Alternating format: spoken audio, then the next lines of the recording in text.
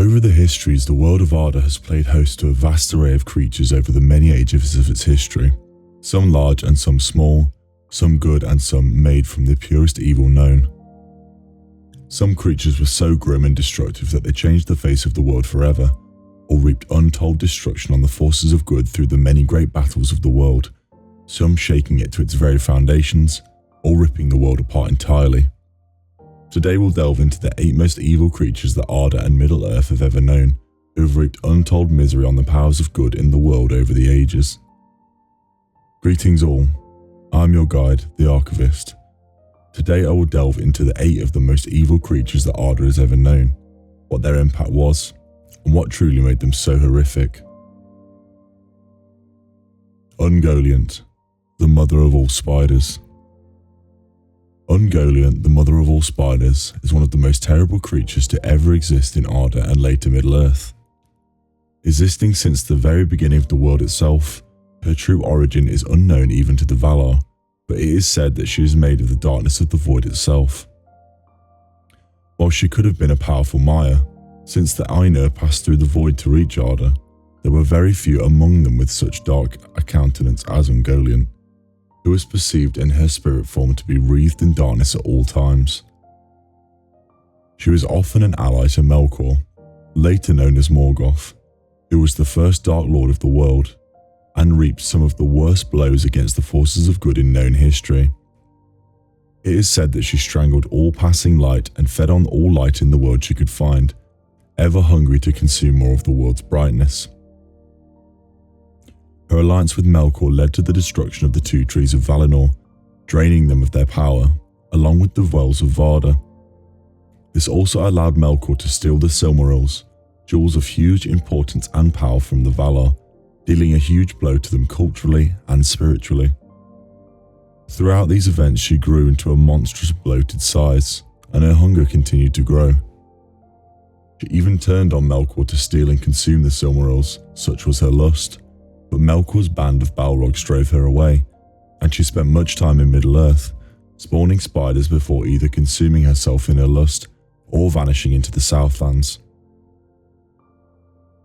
Gothmog, the first lord of the Balrogs. Gothmog, the first lord of the Balrogs of Melkor's army, was a formidable embodiment of darkness that reaped great destruction and death on the forces of good, being involved in many key battles for Melkor, also slaying 2 High Kings of the Noldor.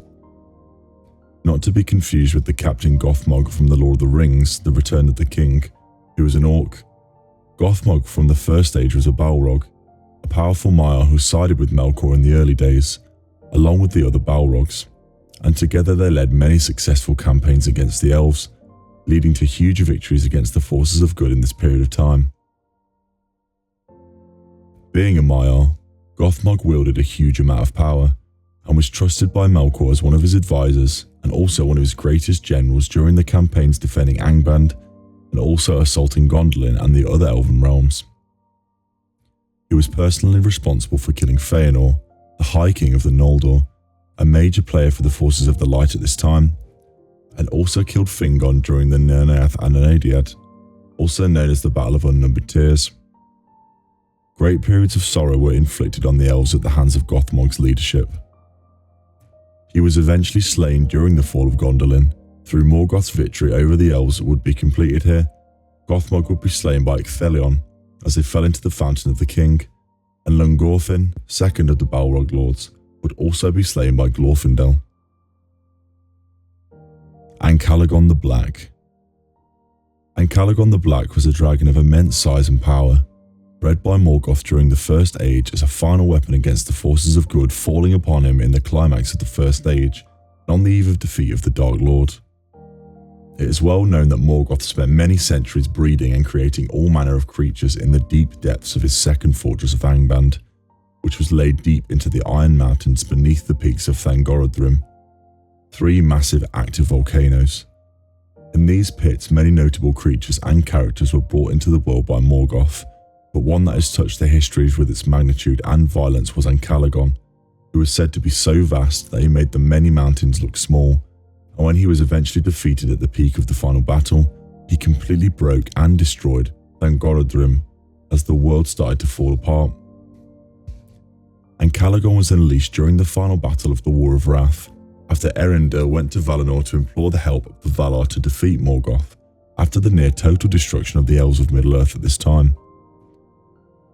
The Valar came in great numbers and bore down on Angband with a mighty siege.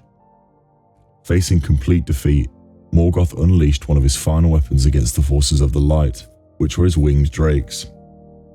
Ancalagon was a terrible force and reaped countless deaths upon the host of the Valar, but eventually, after days of fighting, Ancalagon was thrown down by the Eagles of Manwë led by Eärendil, also marking the end of the battle.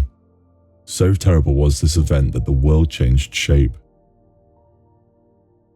Carcharoth the Red Maw.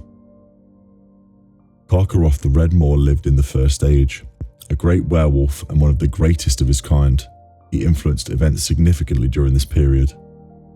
As the guardian of the gates of Angband, he slew countless enemies who approached the gates, and it is said none would pass him save for weight of power alone, and would need cunning. Morgoth bred and reared Carcharoth himself, imbuing him with much evil intent and power, giving him the purpose of countering the legendary wolfhound Huan, given powers by the Valar. Carcharoth played a role in the tale of Beren and Luthien, who stole into the fortress after putting Carcharoth into a deep sleep and took possession of one of the Silmarils. However, when they tried to escape, Carcharoth awoke and bit off Beren's hand, along with the Silmaril which fell into his great maw. Being of the dark, the Silmaril burned at Carcharoth, and whilst he was imbued with power, it drove him wild with madness, and burst from Angband through the land, slaying all in his path through Beleriand. Eventually he was hunted and killed by Huan, along with a host of elves and men, but Huan was also killed in the process by Carcharoth's poisonous bite. The Fell Beasts. When we think of the iconic beasts that portray pure evil and horror in the world of Middle-earth, the Fell Beasts are usually near the top of the list for most people due to their heavy appearance in The Lord of the Rings, inspiring fear and pure terror into the hearts of the men of the West, and appearing to play a key role in the battles that surround Minas Tirith in The Return of the King. The Fell Beasts are large flying creatures, similar to a wyvern, with no feathers and long thin necks, sickly skin, and their bodies give off a dire stench. All of the Nazgûl of Sauron rode them after their black steeds were swept away at the fall of Brunion. These beasts truly are made of the horror themselves, and were always described as with a grim expression. Gollum describes them after a sighting in the dead marshes as wraiths on wings, and when the Fellowship saw one of them after they were camped in the Anduin, it was described as a great winged creature, blacker than the pits of the night. They are used heavily by Sauron during the War of the Rings, and feature mostly during the siege of Osgiliath and Minas Tirith, routing the defenders with relative ease, having little to counter the terrible onslaught from the skies. The Witch King of Angmar rode a fell beast before his defeat at the hands of Éowyn, where she cut the head off his beast. The remaining fell beasts would survive until the destruction of the ring, where in their attempt to reach Frodo at Mount Doom, they would meet their end during the eruption and complete destruction of Mordor. Durin's Bane. Durin's Bane, one of the most iconic creatures in the history of Middle-earth, was a Balrog of Morgoth that escaped the final destruction of the War of Wrath, and found refuge hidden deep below the dwarven kingdom of Khazad-dûm. Whilst this Balrog's original and true name are not known, like the other Balrogs, they were a Maiar that existed before the true world of Arda began, in a similar ilk to the wizards of Middle-earth. Eventually Melkor corrupted and turned the Balrogs to his side, and it's likely that Durin's Bane persisted and fought across all the battles of the First Age until the ultimate defeat of Melkor in the War of Wrath. However, Durin's Bane escaped and laid in wait under the mount for ages. It persevered there, wreathed in shadow until the Third Age, 1980, where it was roused by Durin's folk mining greedily and deeply into the mountain in search of mithril, a valuable and extremely useful metal. During that year, Durin VI was slain by the Balrog, and his kin were forced to leave the mountains because of its wrath. This is where this particular Balrog garnered its name Durin's Bane, and it again waited there in shadow. This was until that fateful day the Fellowship stumbled upon it, and Gandalf battled the great creature on the bridge of Khazad-dûm. Whilst Gandalf cast the bridge asunder and felled the Balrog into the blackness, the Balrog's whip cast a snare on him. He was dragged into the inky darkness as well. They fell into the very bottom of the mountain and fought for many days and nights, until Gandalf eventually smote him onto the side of the mountain at the peak of the Endless Stair from Durin's tower, and Durin's Bane was slain. Being a Maiar, Durin's Bane was not truly killed, but it's unknown what became of its spirit beyond this point, just like with some of many of the other Balrogs who, like Sauron, would have survived physical death. Smaug. The tale of Smaug is one of the most well known in the archives of Middle Earth, being one of the key antagonists in the story of Bilbo Baggins in The Hobbit.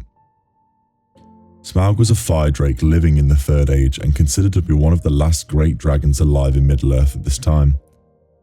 Most fire drakes were killed or wiped out during the War of Wrath in the First Age, including Ancalagon the Black, the largest dragon ever to have lived. Dragons have a deep lust for wealth and jewels, coveting them with an unparalleled desire, and the hoard amassed in Erebor during the reign of King Thrall became an intense desire for Smaug to take for himself. In one foul and grim swoop, he nearly completely destroyed the nearby city of Dale and took the Lonely Mountain and the hoard for himself, leaving the dwarves of the Lonely Mountain to be pushed into exile. Smaug at this time in his life was able to deliver much misery onto his enemies, being of enormous size compared to most beasts of this period of history. He would have been comparatively small to many of the great dragons of the First Age, but during this time he was virtually unchallenged altogether. He lived under the mountain virtually uncontested for almost 2 centuries before the tale of the Hobbit transpired, and he was awoken from his dreamlike slumber. In his rage, he took his fury out on the local lake town and nearly destroyed it entirely before finally succumbing to a black arrow from Bard the Bowman. Glaurung, the first fire drake. When we look at the histories for the most evil creatures of Middle-earth, perhaps one of the greatest ones of all is Glaurung, the first fire drake to exist in Middle-earth. Whilst he was flightless, he was incredibly fearsome, the first dragon created by Morgoth and considered to be the progenitor of all dragons thereafter. Glaurung was bred and created by Morgoth after realising his orc armies were not enough to truly combat the Noldor during this time, who were giving him untold grief in his battles against them. His fury and terror was so great that he broke the sieges of the Elves of Angband many times, and led the Orc and Balrog hosts to a great victory during the Dagor Bracolach. Glaurung brought more terrible destruction on his foes during the Nirnaeth and Eodiad, where he sired a group of lesser dragons to command as well. Such was the force of their power that they completely routed the elves and men of the light at this time. Glaurung truly was mighty during his later years when he was fully grown, and was only eventually defeated by an ambush from the legendary elf Durin, who stabbed him through his soft underbelly. Neanor came to him thinking he was dead and cast herself into the river, only to discover his beloved had perished, and fell on his own sword himself, leading to all of their deaths. And so I have now covered the content for this video, but if there's anything that has been missed, please share them in the comments down below. If you enjoyed this content, please remember to like the subscribe and like waystones down below. Na luae govanadvan. Until we meet again.